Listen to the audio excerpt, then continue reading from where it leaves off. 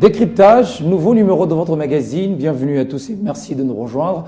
Nous allons faire un focus sur les sujets brûlants de l'actualité de l'heure en République démocratique du Congo. Nous allons parler de l'ONIB, les enjeux. Nous allons parler de la formation du nouveau gouvernement, le gouvernement de cohésion. Nous allons également parler du boycott prévu par quelques députés de l'opposition lors du congrès, disons du discours du président de la République au congrès. Nous ferons également le point sur la position aujourd'hui du MLC, le MLC qui a radié quelques membres de son parti, avec un cadre du parti présidentiel, le PPRD, Serge Kadima, il est notre invité. Bienvenue. Merci. Merci d'avoir répondu à notre invitation. Merci. Alors, la toute première question que je vous pose, est-ce que, à votre avis, le gouvernement, peut-être entendu, le gouvernement de cohésion nationale répond aujourd'hui, à votre avis, aux promesses faites par le chef de l'État? Est-ce que ça ouvre vraiment l'ouverture prônée par le chef de l'État? Effectivement, il vous souviendra que le 23 octobre 2013, le président de la République, lorsqu'il s'est prononcé devant les congrès, juste après les concertations nationales, il avait dit qu'il allait mettre en place un gouvernement de cohésion nationale qui pourra exécuter les résolutions des concertations nationales. Donc, c'était une main tendue à l'opposition, à la société civile, sinon à toutes les couches sociopolitiques de la nation. Donc, il était question que ces différentes composantes se mettent ensemble de manière consensuelle dans la cohésion pour proposer au président de la République les candidats qui pouvaient figurer, sinon qui pouvaient faire partie de cette équipe gouvernementale qu'on a appelée gouvernement de cohésion nationale, afin de mettre en application les résolutions prises par les concertateurs. Mais est-ce que les attentes de la population seront vraiment exécutées avec un tel gouvernement, avec l'entrée du MLC? On voit également d'autres partis de l'opposition ensemble avec le chef d'équipe Matata Ponyo. Oui, je pense que la base, c'est les concertations nationales. Il vous souviendra que lorsque le président de la République convoquait les concertations nationales, il avait dit que les concertations nationales avaient pour objectif d'accélérer le développement du pays, de consolider les acquis de la paix, consolider la stabilité des institutions. Et le fils et les filles de ces pays s'étaient mis ensemble pour réfléchir comment accélérer le développement du pays. Ils ont en fait fini par des recommandations qui pouvaient faire améliorer les sociales de la population, faire développer notre pays, qui pouvaient faire améliorer l'image de notre pays vis-à-vis de l'extérieur. Alors, c'est ces gouvernements qui vont exécuter ces plans-là. Et je pense que dans ces recommandations, le peuple congolais s'y retrouve. Mais est-ce que ça marque l'équilibre social? Parce que lorsque l'on voit déjà au niveau de l'opposition qu'on décrit que pas d'équilibre social pratiquement, vous avez le poste de la primature qui revient au PPRD, encore un nouveau poste au niveau de la vice-primature donné au PPRD et deux autres postes de l'opposition, mais apparemment l'équilibre social n'est pas prôné à travers ce gouvernement. Non, ça dépend de ce que vous appelez équilibre social. Ce qui est vrai, c'est que le président n'avait pas dit qu'il faisait table rase de ce qui existait. Donc nous nous inscrivons dans la logique.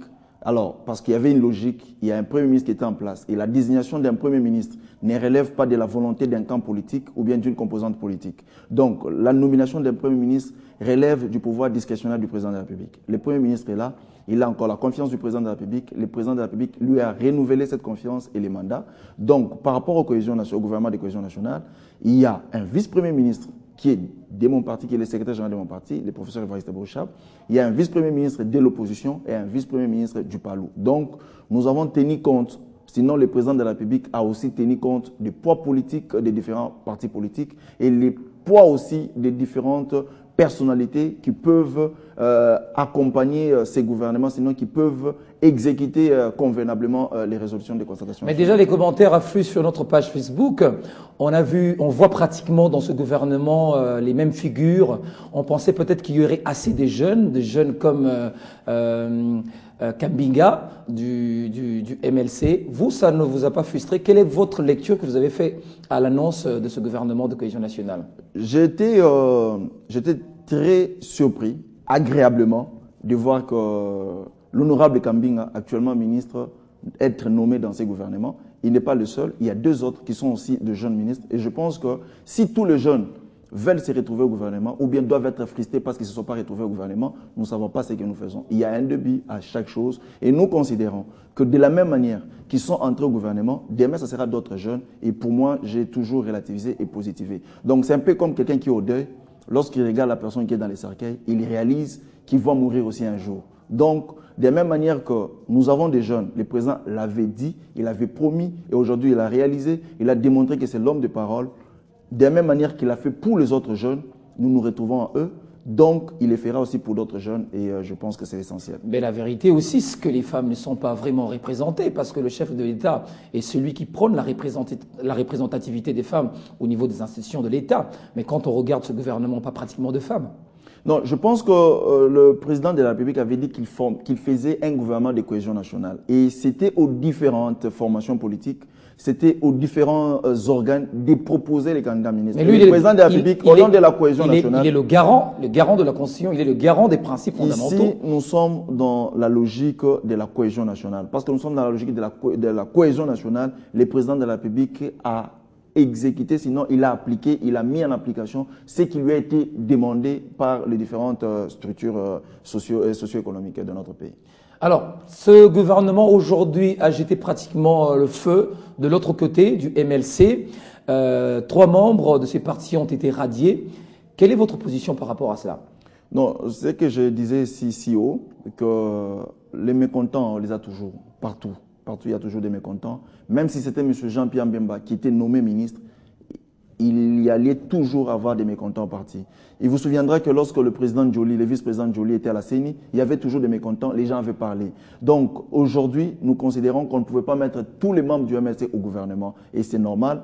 C'est le secrétaire général du MLC qui engage le MLC et c'est ce qui s'est passé. Mais de ce côté-là, on dit que la nomination ne répond pas à la ligne, à la vision politique du parti. Ça veut dire que déjà, quand on formait ce gouvernement, le chef de l'État savait que la nomination des membres du MLC allait pratiquement fragiliser ce parti. C'est fait à dessein.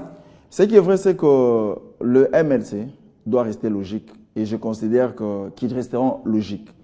Le MLC a pris part aux concertations nationales. Le chef de l'État avait lancé un appel à tous les hommes, à toutes les femmes de prendre part aux concertations nationales.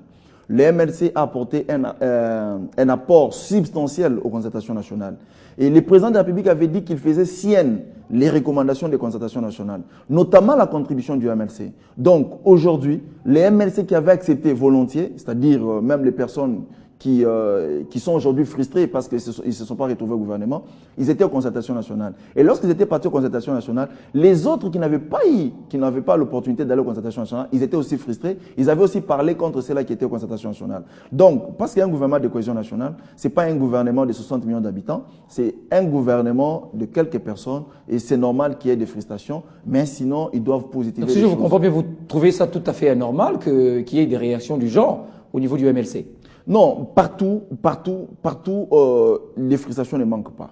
Donc, au sein du MLC, nous considérons que les gens qui voulaient se retrouver au gouvernement et qui ne se sont pas retrouvés, ils ont trouvé l'opportunité de faire monter la voie et nous considérons que, bon, on va tenir compte de ça dans les entreprises publiques. Quelle est l'ambiance aujourd'hui au niveau du PPRD, le parti présidentiel, avec la reconduction aujourd'hui de Matata Ponyo dans ce gouvernement? Non, c'est le Premier ministre Matata Ponyo, il est cadre du PPRD, oui. Et il est PPRD. Nous disons que nous sommes très contents et nous disons merci au chef de l'État pour avoir renouvelé sa confiance à la personne du Premier ministre Matata Ponyo, parce qu'il est du PPRD. Une joie objective ou bien vous le dites parce que vous êtes devant une chaîne de télévision? Lorsque j'ai adhéré au PPRD, j'avais adhéré au PPRD en âme et conscience. J'avais pris mes responsabilités. Aujourd'hui, je vous dis en âme et conscience que nous avions pris l'engagement de soutenir le président Kabila, de l'accompagner. Et l'accompagner, les soutenir, c'est aussi accepter ses choix. Donc, parce que le président de la République a fait ces choix-là, nous les soutenons et nous allons soutenir le Premier ministre qui est là.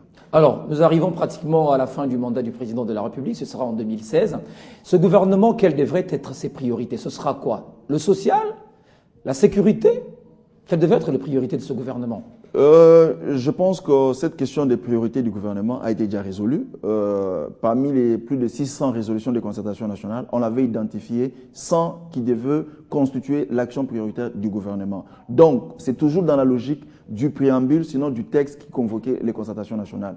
Accélérer le développement du Congo, et lorsqu'on accélère le développement du Congo, tout le monde se retrouve, opposition, majorité, ainsi que société civile. Consolider la paix, tout le monde a besoin de la paix. Que ce soit en interne, les nationaux, nous avons besoin de la paix. Nos compatriotes, les hommes et les femmes, les enfants qui vivent à l'est de la République, ils ont besoin de la paix. Les investisseurs, ils ont besoin de la paix parce que partout où ils sont, pour venir investir dans notre pays, pour venir créer de l'emploi dans notre pays, ils ont besoin qu'il règne la paix au pays. Donc, c'est là les priorités de ces gouvernements. Alors, puisque vous avez dit que les formations politiques ont envoyé de noms et que ces noms devaient être pris en compte dans la formation du gouvernement de cohésion nationale, est-ce qu'il y a-t-il eu aussi, à votre avis, le critère de compétence? Quand vous regardez la carrure des certains personnages qui figurent dans ce gouvernement, est-ce qu'ils sont compétents, capables de relever ces défis? Je suis convaincu. Je suis convaincu parce que ce gouvernement est composé. Il y a des professeurs dans les gouvernements. Il y a des gens qui ont fait des prouesses dans différents secteurs d'activité. Il y a des gens qui ont fait des prouesses dans différents domaines. Donc, les gens qui sont aujourd'hui au gouvernement, les gens qui composent ces gouvernements, ce sont des gens qui ont déjà fait preuve. Et ces formations politiques ont tenu compte de l'expérience, des compétences et d'intelligence, et nous devons faire confiance à ces gouvernements de cohésion nationale. Alors, on va parler également d'un autre sujet d'actualité, c'est le discours très attendu du chef de l'État au Congrès. Alors, il y a quelques politiques déjà du côté de l'opposition qui prévoient bafouer ou boycotter, je veux dire, leur participation lors de ce discours.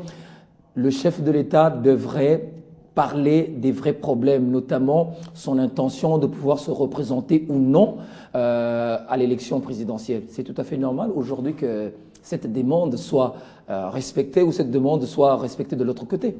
Je pense qu'il faut faire la part des choses. L'adresse du chef de l'État devant les congrès est constitutionnelle, consacrée par la Constitution. La Constitution dispose que le président de la République se prononce une fois l'an devant les congrès pour faire l'état de la nation. On ne peut pas demander au président de la République de venir parler de sa candidature en 2016 ou pas, parce que le président de la République ne peut pas s'ingérer dans la gestion de la CENI.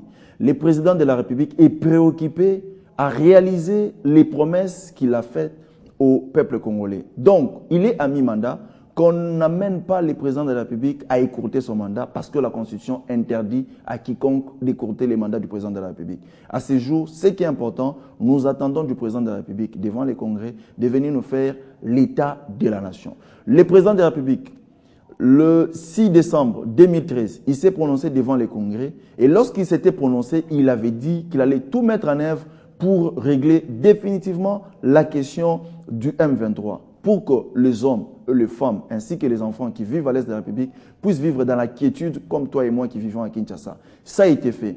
Le président de la République avait promis le gouvernement de cohésion nationale. Ça a été fait. Et le président de la République viendra nous dire les points sur lesquels il s'est attelé pendant l'exercice en cours et c'est tout.